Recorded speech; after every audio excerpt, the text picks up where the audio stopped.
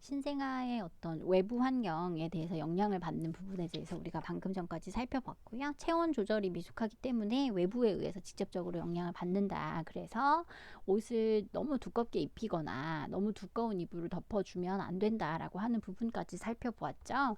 그래서 이러한 어떤 증상을 예방하기 위해서는 적당하게 옷을 입히고 또 두께 또한 적당한 이불을 덮어주는 것이 중요하다. 그러니까 막 아이라고 해서 너무 두껍거나 추워 하면서 너무 두꺼운 이불을 덮는 거는 좋지 않다라고 하는 부분까지 살펴보실 수가 있습니다. 또 신생아에게 따로 보리차를 먹이는 것은 별로 필요하지 않다라고 이야기하고 있어요. 그래서 신생아가 필요한 수분의 섭취는 모유나 조제 분유의 섭취로 충분하기에 별도로 보리차나 생수 등은 먹이지 않는 것이 좋다라고 알려져 있습니다. 신생아가 태어나면 생각처럼 그렇게 예쁘지는 않아요. 그래서 뭐 온몸이 주름투성이고 털도 많고 또 매우 얇아서 붉은 빛이 띄는 경우도 있거든요. 붉은기가 있는 분홍 색깔 뭐 이런 부분들이 띄고 있어요. 그래서 요게 우리가 라누고라고 하는데 솜털이 많이 빠지지 않는 상태가 있거든요. 그래서 자연적으로 이렇게 털이 좀 더 빠지고 하는 데는 조금 시간이 걸립니다. 그래서 태어났을 때 막상 막 너무 예쁜 아기 그러지는 않고요. 근데 이게 좀 한 이틀, 3일 지나야 아이가 우리가 알고 있는 그런 아기라고 하는 모습이 나올 때는 조금 시간이 걸립니다. 그래서 처음에 태어났을 때 너무 못생겼어 이렇게 실망하지 않으시도록 다 처음에는 약간 안 예뻐요. 자, 그 다음에 모든 신생아는 황백색 크림 같은 끈적끈적한 태지로 처음에 쌓여져 있어요. 이게 뱃속에서 세균 감염을 막기 위한 어떤 보호막이다라고 알려져 있는데요. 이것은 자연적으로 없어지니까 처음에 좀 이상하더라도 저게 우리 아이를 잘 보호했구나 라는 생각을 하시면 될 것 같아요. 그리고 신생아가 처음에 황달의 문제를 좀 겪을 수가 있는데 이 신생아 황달은 혈액 속에 빌리루빈이라고 하는 것의 농도가 증가하면서 피부에 축적이 되고 또 이것으로 인해서 신생아의 피부와 눈 흰자 위에 색이 노랗게 변하는 것을 우리가 신생아 황달이라고 하거든요. 그래서 황달이 발생하는 원인이 굉장히 다양하지만 출생 직후에 신생아에게 나타나는 황달은 성인이 겪고 있는 황달과는 좀 차원이 달라서 신생아 황달이라고 따로 이름을 붙였어요. 그래서 신생아는 적혈구의 수명이 짧아서 빌리루빈 생성이 증가되고 또 간 대사가 미숙하기에 이것에 대한 처리 능력이 떨어지죠. 그래서 생후 이틀 또는 3일부터 황달을 보이다가 또 일주일 정도 지나면 좋아지는 경우가 흔히 있습니다. 그래서 이들을 신생아 생리적 황달이라고 부르기도 합니다. 자, 신체적 특징은 여기까지 한번 정리를 해보고 지금부터 이야기할 것은 반사행동입니다. 사실 이 반사행동은 다양한 부분에서 중요하다라고 여겨지는데 우리는 신생아 파트에서 이 반사행동에 대한 이야기를 또 한번 다뤄보도록 하겠어요. 신생아가 생애 초반부에 보이는 행동들은 대부분 반사행동이다라고 이야기가 되고 있거든요. 신생아가 선천적으로 지닌 반사 기능을 통해서 외부 환경과 적응하고 생존하는 것이다 라고 이야기할 수 있죠. 그래서 반사란 자극을 가해서 거기에 나타나는 기계적이고 기계적으로 일어나는 신체의 국소적인 반응을 우리는 반사라고 이야기합니다. 이 반사에 대한 정의는 여러분이 밑줄을 하나 치셔야 되겠네요. 반사란 자극에 대해 기계적으로 일어나는 신체의 국소 반응이다 라고 이야기할 수 있겠습니다. 또 감각 수용기에서 받아들인 자극이 수용기를 거쳐서 감각 뉴런, 반사 중추의 중추 뉴런에서 자극이 전환이 되고 운동 뉴런과 반응기로 순차적으로 전달이 되는 거죠. 그래서 이 과정에서 일어나는 무의식적이고 기계적인 생리 현상을 우리는 반사라고 이야기할 수 있습니다. 또 이러한 반사 행동은 중추신경계의 고등 영역이 아니라 무언가를 깊이 생각하고 막 높은 영역에서 이루어지는 것이 아니라 하위 구조에서 그냥 주로 관장한다라고 이야기하고 있죠. 그래서 반사 행동은 생후 수주 또는 몇 달 이내에 영아의 신경 조직이 발달하면서 점차 사라지게 되고 있고요. 생후 1년 가까이 되면 거의 모두 없어지거나 의도적인 행동으로 변환된다라고 하는 부분을 살펴보실 수가 있습니다. 자, 반사 행동을 한번 살펴보실 텐데 신생아기에서 성인까지 계속 유지되는 반사 행동도 물론 있습니다. 여러분 무릎을 이렇게 앉아 있는 동안 무릎을 툭 치면 무릎이 앞쪽으로 그러니까 발 아래쪽, 그러니까 허벅지 부분 말고 종아리 부분이 이렇게 딱 앞으로 움직이는 거를 볼 수가 있을 거예요. 무릎을 툭 치면 종아리 부분이 앞쪽으로 쭉 나가는 부분을 볼 수 있거든요. 이걸 무릎 반사라고 하는데, 이 반사 같은 경우에는 성인기까지도 계속 유지된다라고 하는 부분이죠. 어떤 반사는 그러니까 점차 시간이 지나면서 없어지지만, 어떤 반사는 성인기까지 계속 유지되는 것도 있다. 또 이렇게 몇 가지 반사 행동은 신생아의 생존 가능성을 높여주고 그런 것과 연관이 되는 부분이다 라고 하는 부분까지 살펴볼 수가 있습니다. 그렇지만 반사의 어떤 다른 반응 방사의 기능은 아직도 명백하지 않은 것들도 되게 많고, 따라서 학계에서 이러한 부분들에 대한 논란도 또는 계속 진행되고 있다라고 하는 부분이 살펴볼 수가 있네요. 그래서 반사 행동을 크게 두 가지로 나누어서 볼 수가 있습니다. 하나는 생존 반사, 또 하나는 원시 반사라고 이야기할 수 있는데요. 생존 반사는 한번 살펴보시면 신생아가 생존하기 위해서 반드시 필요한 반사 행동이다 라고 이야기할 수 있죠. 그리고 원시 반사 같은 경우에는 이렇게 신생아의 생존과는 직접 연결되지 않는다 라고 하는 부분으로 두 가지를 구분할 수 있겠습니다. 그러면 생존 반사에는 무엇이 들어가 있나 라고 하는 부분을 살펴볼 수가 있겠죠. 자, 여기에서 여러분이 한번 살펴보셔야 되는데, 생존 반사에는 근원 반사, 그리고 빨기 반사, 위촉 반사, 기침, 하품, 재채기, 삼키기, 눈 깜빡거림, 그리고 동공 반사들이 들어가 있는 부분을 볼 수가 있어요. 이것이 생존과 관련되어 있다라고 하는데 무슨 말이냐? 근원 반사 같은 경우에는 젖찾기 반사라고도 하는데요. 입 주변을 이렇게 손으로 톡톡톡톡 자극을 주면 아이가 그쪽으로 고개를 돌리는 거예요. 그래서 입을 벌리고 빨려하는 모습, 그러니까 젖을 먹으려고 하는 행동이겠죠.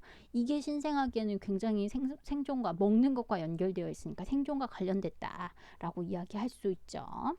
뭐 하품, 재채기 등도 바로 자연적으로 나오는 부분이고, 이러한 부분들 때문에 이제 유아가 살아가는 데 도움이 되는 거니까, 또는 적응적인 부분에 도움이 되는 거니까 이것은 생존 반사다라고 이야기할 수 있고요. 원시 반사 같은 경우에는 생존과는 조금 거리가 있죠.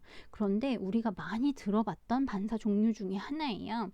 바빈스키, 모로 반사, 파악 반사, 걷기 반사, 수영 반사 뭐 등등. 그런데 여러분 모로 반사, 바빈스키 반사 이런 거 다 중고등학교 시절에 한 번 정도는 들어보시지 않으셨나요?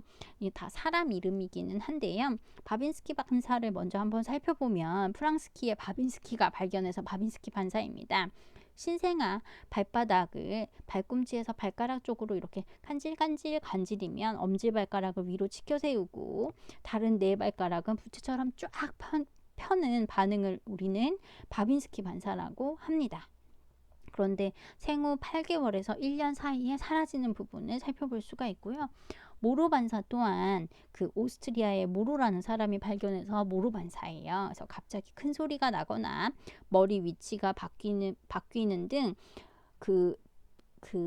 등을 구부리고 손과 팔을 앞으로 뻗어서 무언가를 잡으려고 하는 것처럼 팔을 감싸 안는 것, 이것을 우리가 모로 반사라고 이야기할 수 있어요. 그러니까 큰 소리가 나거나 했을 때 갑자기 이렇게 아이가 무언가를 잡으려고 하는 것처럼 팔을 서로 감싸 안는 그런 모습을 보일 때 우리는 모로 반사다라고 이야기할 수 있습니다. 그래서 이렇게 반사 행동은 생존과 관련된 것, 그렇지 않은 것까지 정리가 될 수 있겠네요. 그래서 지금 저희가 이야기했던 부분이 다 각각의 내용들로 나뉘어져 있고요. 제가 생각할 때는 생존 반사와 원시 반사에 속하는 것이 각각 무엇인가 라고 하는 부분을 구분할 수 있으면 될 것 같습니다. 자, 이제 신생아를 돌보는 것으로 한번 살펴보도록 하겠습니다. 신생아는 엄마 뱃속에서 나와서 아직 세상에 적응을 하지 못한 시기이죠. 굉장히 큰 변화를 겪은 시기라고 이야기할 수 있는데요. 정상적인 태내 환경은 온도와 영양 등이 거의 완벽하게 이루어져 있지만, 신생아는 무력한 존재예요. 스스로 할 수 있는 일이 없어요. 그래서 성인에게 전적으로 의존을 해야 하므로, 또 그렇게 해야만 생존이 가능하죠. 그러므로 신생아 돌보기는 다른 동물보다 의존 기간이 굉장히 깁니다. 그리고 인간의 생존과 성장의 필수적인 기간이라고 이야기할 수 있습니다. 반드시 엄마와 아기는 24시간 함께 있으면서 아이가 배고파하면 먹이고 힘들어하면 안아주고 해야 되겠죠. 그래서 엄마와 첫 한 달간 하루 24시간을 같이 있는 것은 엄마와 아기의 애착 형성과 두뇌 발달 그리고 정서적 안정에 무엇보다 중요하다라고 알려져 있지만 굉장히 힘든 시간이기도 하지요. 자, 그래서 첫 번째, 신생아는 잠을 굉장히 많이 자요. 그래서 이 편안한 잠자리를 잘 만들어 주는 것이 굉장히 중요한데요. 쾌적한 잠자리가 마련이 돼야 아이가 잠을 잘 자고 보채지 않아요. 그래서 아이가 보챈다는 건 결국 울거나 찡얼거린다는 건데 이러한 시간이 줄여줘야 아이도 편안하고 엄마도 편안하겠죠. 그래서 신생아의 잠자리는 엄마 옆에 마련을 해야 하고요. 힘이 많이 없어서 한꺼번에 많이 먹지를 못해요. 그래서 빨다가 잠들고 젖을 먹다가 잠들고 하거든요. 그래서 수시로 수유를 해야 하고 그 수유가 편안하게 이루어져야 편리하기 때문에 엄마가 옆에 있어야 아이도 정서적으로 안정이 되는 부분이 있죠. 막 너무 많이 울거나 아무리 기다려도 엄마가 오지 않거나 하면 문제가 생길 수 있잖아요. 그렇죠? 그래서 수시로 수유가 편안해야 해서 엄마 옆자리에 아이 자리를 마련하는 것이 편리하다 더. 그리고 여러 가지 뭐 전자기기들이 아예 가까이에 있는 건 사실은 좋지 않겠죠. 그래서 휴대전화, 컴퓨터, 뭐 텔레비전 뭐 등등이 아이 너무 가까운 아이 잠자리 너무 가까운 곳에 있지 않도록 하는 부분이고요.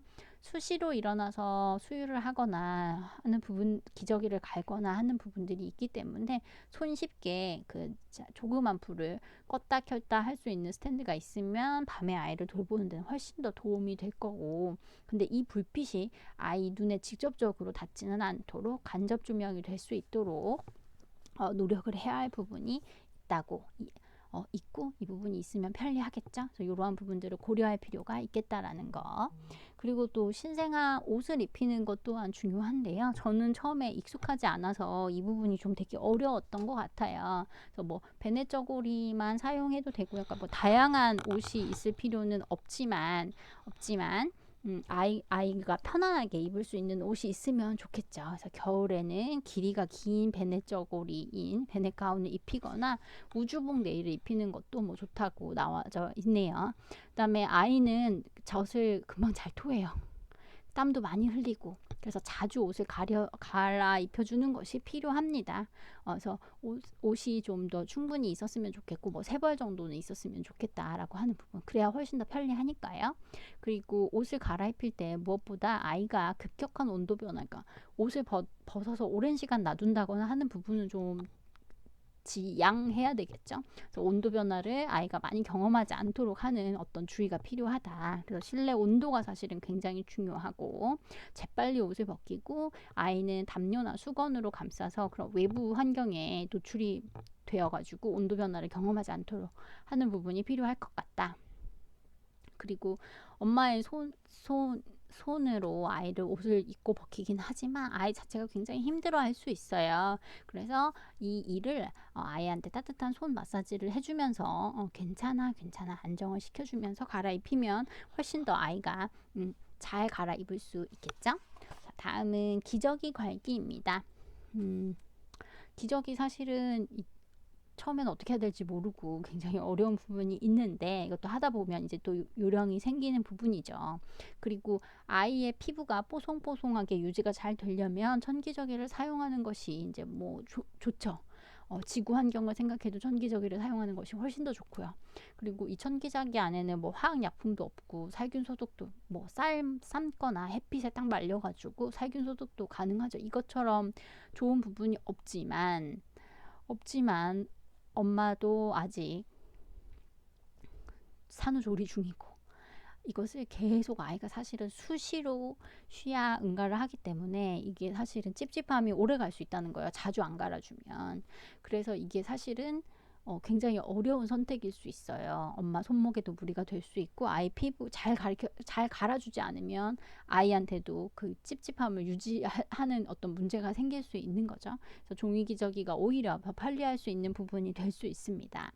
또 아이 기저귀 가는 시간을 좋아해요. 왜냐면 열었을 때 굉장히 시원하잖아요. 그래서 축축한 기저귀를 걷어내고 깨끗이 닦아주면 굉장히 팔다리를 활발히 움직이는 경험을 볼 수가 있어요. 아이가 기분이 좋다라는 거죠.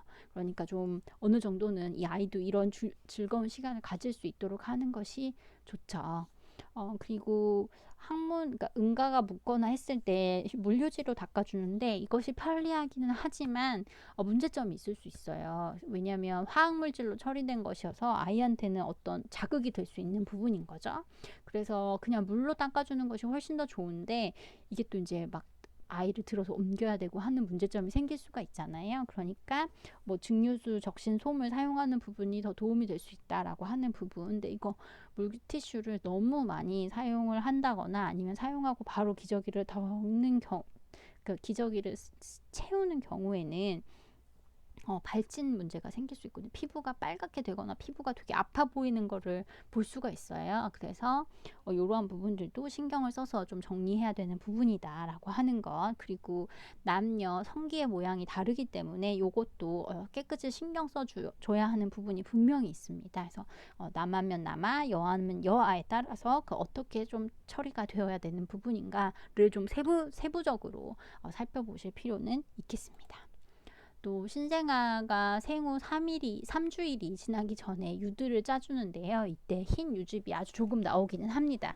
그래서 이렇게 유두를 짜주는 이유는 아이가 성인이 돼서 유두 함몰을 막기 위한 것이라고 되어 있어요. 그래서 함몰된 유두가 기능적으로 어머니가 되어서 수유를 할 때 불편을 겪게 되기 때문에 이러한 부분들에 대해서 신경을 써야 할 필요가 있습니다. 또 위생상으로 한번 살펴보았을 때 함몰된 부위로 여러 가지 분비물이 잘 배출이 되지 않아서 찌꺼기가 생기는 경우에 문제가 있을 수 있기에 즉 청결하지 못할 수 있기에 이 부분을 고려해서라도 유두 짜주기가 있어야 한다라고 하는 부분이고요. 그 다음 목욕시키는 부분으로 한번 넘어가 보겠습니다. 굉장히 어렵고 처음에 굉장히 어렵고 혼자 하기 되게 어려워요. 그래서 꼭 배우자랑 같이 처음에는 시도를 하거나 하거든요. 아이가 너무 작아서 막 내 손으로 어떻게 못할 것 같기도 하고 또 내 손도 벌벌 떨리고 어떻게 해야 될지 잘 모르겠고 뭐 이런 일들이 목욕시키기 때 일어나요. 그래서 한 사람이 잡고 있고 한 사람은 닦이고 뭐 이렇게 처음엔 진행하다가 나중에 시간이 지나면 스스로도 금방 잘할 수 있어지니까 너무 큰 겁은 안 먹으셔도 될 것 같습니다. 목욕은 10시에서 2시 사이에 따뜻한 시간을 골라서 하는 것도 좋은데요. 이 목욕을 하고 나면 아이가 또 개운해서 그런지 잠을 잘 자거든요. 그래서 저녁 시간에 잠을 재우기 전에 하는 것도 괜찮다라고 나와 있고요.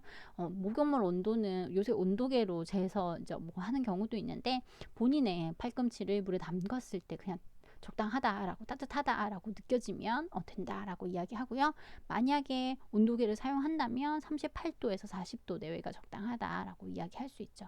그래서 신생아 때는 피부가 연약해서 어떤 다른 물품을 사용하진 않아요. 목욕용품을 사용하지 않고 가제 수건으로 물을 이렇게 적셔서 머리도 닦아주고 몸을 닦아주는 정도가 이제 목욕에 해당됩니다. 그래서 뭐 3, 4일에 한 번씩 시키면 적당하다라고 하는데 사실은 좀 더 많이 요구될 수 있어요. 왜냐하면 신생아 깨끗할 것 같은데 손을 꼭 쥐고 있는데 주먹을 아주 꼭 쥐고 있는데 피면 거기 안에 먼지가 들어가 있는 경우도 잘 볼 수 있고요.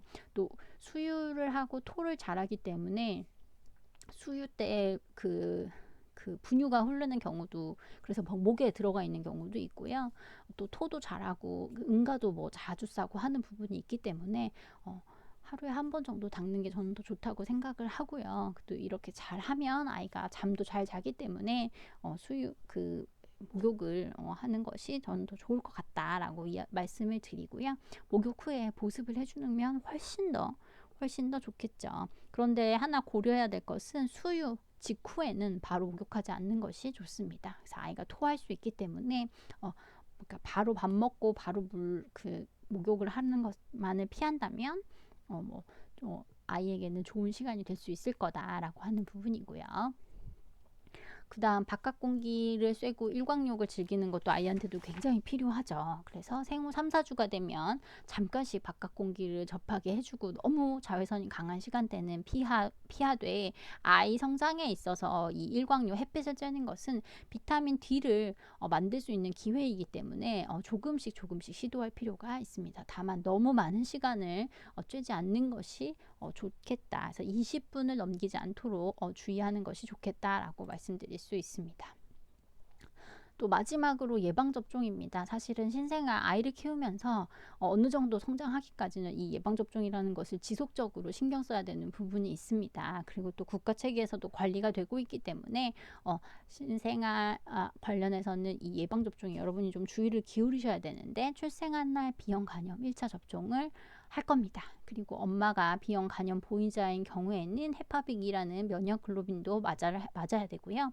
집이나 조사원에서 낳은 아이는 반드시 소아청소년과에 가서 검진을 받고 접종이 시도가 되어야 되고, 생후 4주 이내에 BCG 접종도 이루어져야 됩니다. 또 아이와 같이 사는 가족은 아기의 100일의 예방을 위해서 예방접종이 필요하고요. 또 다양한 부분들이 순차적으로 개월수에 따라서 이루어져야 하기 때문에 이 부분들은 신경을 써서 정리가 돼야 될 필요가 있다 라고 되어 있고요. 생후 일주일, 그 다음에 2주, 한 달 됐을 때 소아청소년과 의사의 건강검진을 받는 것이 훨씬 더 좋겠다라고 하는 부분을 말씀드리도록 하겠습니다. 그래서 신생아 돌보기는 예방접종까지 살펴보았습니다. 수고하셨습니다.